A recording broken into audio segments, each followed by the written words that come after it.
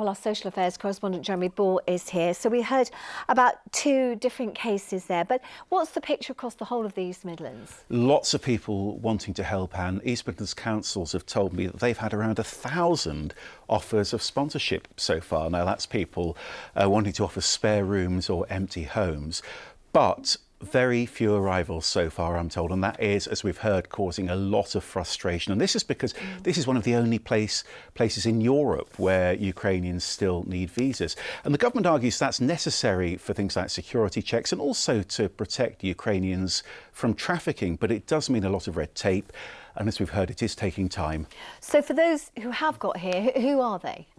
They're mainly Ukrainian women and children who've already got relatives here. We've already met some of the people who arrived on those family reunion visas. Now, the big push now is that separate Homes for Ukraine scheme.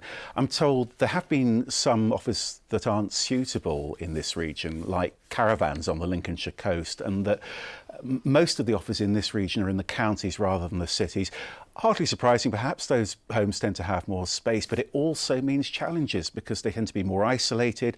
They're away from other Ukrainian speakers, they're away from English language classes, and they're away from support services too.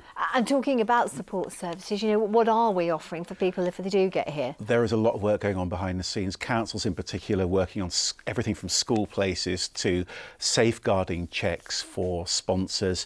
They're also working really closely with the long-established Ukrainian associations in the cities, and they're setting up support services, they tell me, at the centres in Derby and Leicester. They're going to be helping new arrivals in Nottingham as well.